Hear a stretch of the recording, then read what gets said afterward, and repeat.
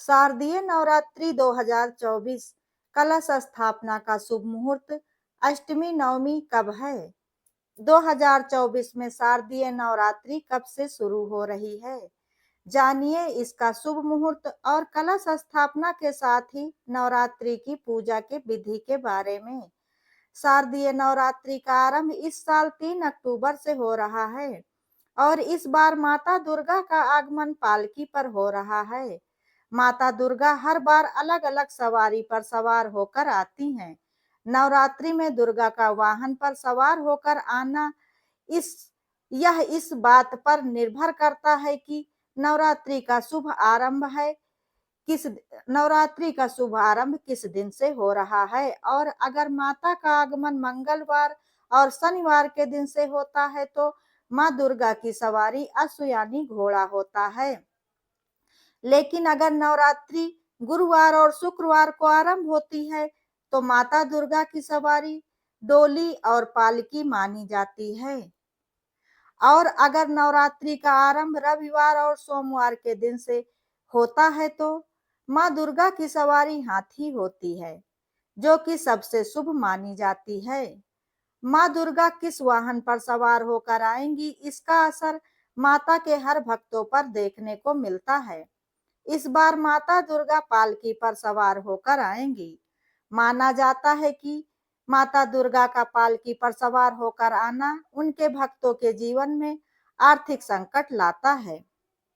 तो चलिए अब जानते हैं कि नवरात्रि कब से शुरू हो रही है और कब समाप्त हो रही है और साथ ही माता दुर्गा का पालकी पर सवार होकर आने से किन बातों की आशंका जताई जा रही है। ज्योतिष और धर्म के जानकारों की माने तो वह ऐसा बताते हैं कि माता दुर्गा जब डोली या फिर पालकी पर सवार होकर आती हैं तो यह बिल्कुल भी अच्छे संकेत नहीं माने जाते हैं। माँ दुर्गा का पालकी पर आना सभी के लिए चिंता बढ़ाने वाला बताया जा रहा है। अर्थव्यवस्था गिरने से लोगों का काम धंधा मंदा पड़ने की आशंका जताई जा रही है। साथ ही देश में महामारी फैलने का भी डर लगा रहता है।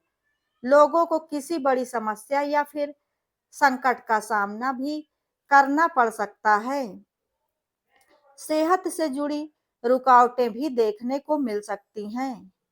नवरात्रि के 9 दिनों में माता के 9 स्वरूपों की पूजा अर्चना की जाती है। माँ को प्रसन्न करने के लिए भक्त व्रत भी रखते हैं। इस बार भी पूरे 9 दिन तक व्रत रखा जाएगा। अष्टमी नवमी पर भी शुभ संयोग बन रहा है। धार्मिक मान्यताओं के अनुसार नवरात्रि के दौरान विधि विधान से माता दुर्गा की पूजा होती है और उनके भक्तों की सभी मनोकामनाएं भी पूर्ण होती हैं। आश्विन मास के शुक्ल पक्ष की प्रतिपदा तिथि से नवरात्रि प्रारंभ हो रही है। यह दिन बेहद ही खास होगा क्योंकि नवरात्रि का पर्व गुरुवार को शुरू होगा। गुरुवार को 3 अक्टूबर को हालांकि 2 अक्टूबर को सूर्य ग्रहण भी लगेगा, लेकिन यह सूर्य ग्रहण भारत में मान्य नहीं होगा, इसलिए चिंता की कोई बात नहीं है। इस बार नवरात्रि का त्योहार 12 अक्टूबर तक चलेगा। तो आइए जानते हैं कलश स्थापना का शुभ मुहूर्त। नवरात्रि के पहले दिन कलश स्थापना होती है और इसी दिन माँ दुर्गा के पहले स्वरूप शैलपुत्री की पूजा होती है। अगर आप भी इस साल कलश की स्थापना करने जा रहे हैं तो इसके लिए 3 अक्टूबर यानी कि नवरात्रि का पहले दिन का शुभ मुहूर्त होगा। सुबह 6:19 से लेकर सुबह 7:02 यानी कि 1 घंटे से कम का मुहूर्त आपको मिल रहा है जब आप कलश की स्थापना कर पाएंगे। वैसे तो एक और भी शुभ मुहूर्त है जिसे अभिजीत मुहूर्त कहा जाता है जो कि 3 अक्टूबर 2024 को सुबह 11:05 से लेकर दोपहर 12 बजे तक रहेगा। तो आप इस शुभ मुहूर्त में भी अपने घर में कलश की स्थापना कर सकते हैं। इसी के साथ ही इस बात का भी ध्यान रखना होगा कि कलश स्थापना के लिए 2 शुभ मुहूर्त हैं, तो आपको अपनी सुविधा के अनुसार कलश की स्थापना बताए गए किसी भी एक शुभ मुहूर्त में ही करना होगा। पूजा विधि। आप सुबह उठकर जल्दी स्नान करके इसके बाद पूजा के स्थान पर गंगा जल छिड़क कर शुद्ध कर लीजिए और ईशान कोण में एक लकड़ी की चौकी रखकर उस पर लाल रंग का कपड़ा और आसन बिछाकर उस पर माता रानी की मूर्ति या तस्वीर की स्थापना करें और कलश की स्थापना भी करें और विधिवत माता रानी की पूजा अर्चना करें। दीपक प्रज्वलित करें, गंगा जल से माता का अभिषेक करें, माँ को अक्षत, सिंदूर, लाल गुड़हल का फूल, पंचमेवा, ऋतु फल और मिठाई भी अर्पित करें। पूजा की सामग्री में क्या क्या लगेगा?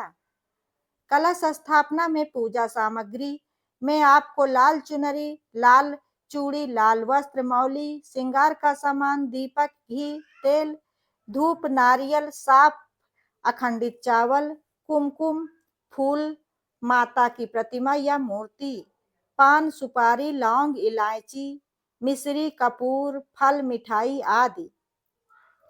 कलश स्थापना में आम के पल्लों और आम का पल्लो और कलश का इस्तेमाल किया जाता है। दोस्तों, अगर आप नवरात्रि में उपवास कर रहे हैं तो आपको नवरात्रि के 9 दिन के नियम जरूर पता होने चाहिए। तो आइए जानते हैं कि कौन से हैं वह नियम।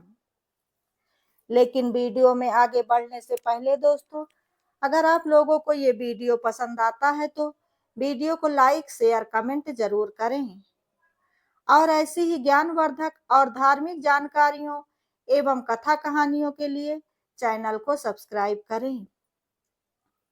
पूजा पाठ के दौरान मंत्रों के उच्चारण में गलतियां ना करें, इसका आपको विशेष ध्यान रखना है। पूजा स्थल और घर में गंदगी बिल्कुल भी नहीं होनी चाहिए। घर की साफ सफाई नवरात्रि के एक दिन पहले अच्छे से करके पूरे घर में गंगा जल का छिड़काव कर लेना चाहिए और पूरे घर में धूप बत्ती दिखानी चाहिए या फिर आप किसी छोटे से पात्र में एक छोटा सा हवन करके भी उसका धुआं पूरे घर में दिखाकर घर को शुद्ध कर सकते हैं। इसी के साथ व्रत रखने वाले व्यक्ति को गंदे और बिना धुले हुए वस्त्र बिल्कुल भी नहीं पहनना चाहिए। नवरात्रि के दौरान आपको दिन में नहीं सोना चाहिए। मांस, मदिरा और किसी भी प्रकार के नशे का सेवन नवरात्रि के दौरान बिल्कुल भी ना करें। यहाँ तक कि पान का सेवन भी ना करें। लहसुन, प्याज और तामसिक चीजों से दूर रहें।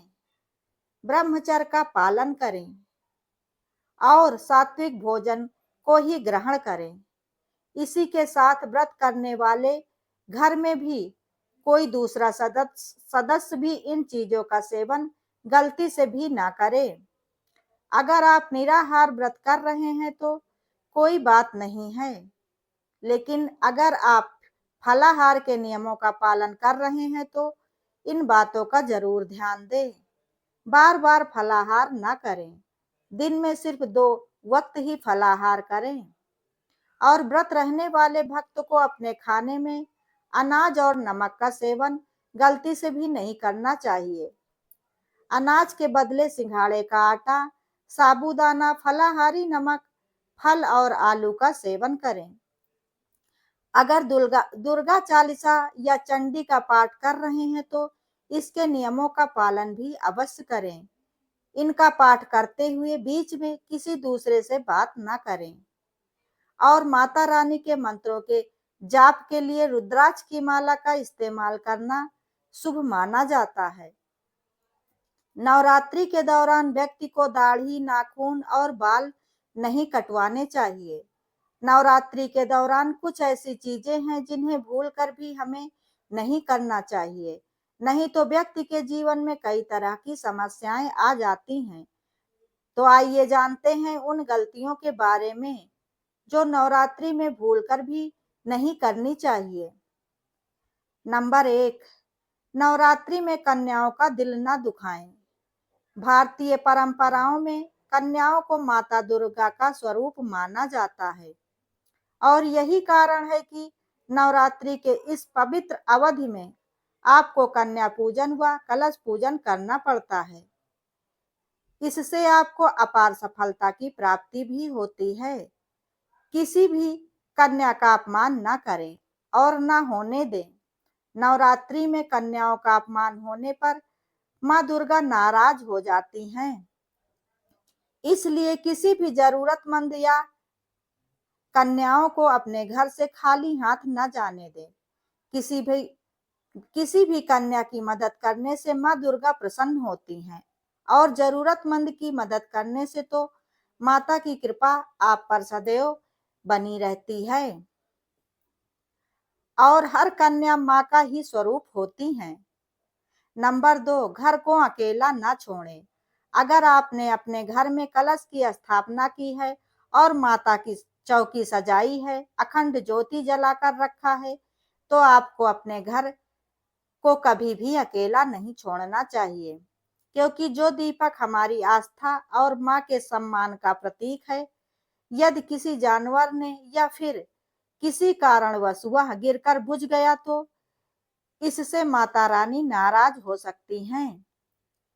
इसी के साथ आपको इन दिनों वाद विवाद से दूर रहना चाहिए। नवरात्रि के इस पावन अवधि में आपको बिल्कुल सादा जीवन व्यतीत करना चाहिए और पूरे 9 दिन नौ दुर्गा की भक्ति में लगाना चाहिए। इन दिनों ब्रह्मचर्य का पालन अवश्य ही करना चाहिए। जो लोग अपनी संपूर्ण श्रद्धा और भक्ति से माता रानी की पूरे 9 दिनों तक विधिवत पूजा और आराधना करते हैं, तो उन्हें माता का आशीर्वाद अवश्य ही मिलता है। इस समय आपको अपने मन में कोई शंका या लोभ नहीं रखना चाहिए। इससे आपके मन की शांति भंग हो सकती है। तो दोस्तों, ये थी कुछ बातें जो आपको नवरात्रि में करने से बचना चाहिए। नवरात्रि के नियमों का ध्यान से पालन करते हुए नवरात्रि का व्रत करें, जिससे कि माता दुर्गा की कृपा आप पर सदैव बनी रहे और आपके घर में सदा सर्वदा सुख समृद्धि का वास रहे। दोस्तों, अगर आप लोगों को यह जानकारी पसंद आई हो तो वीडियो को लाइक, शेयर, कमेंट जरूर करें। वीडियो अंत तक देखने के लिए धन्यवाद।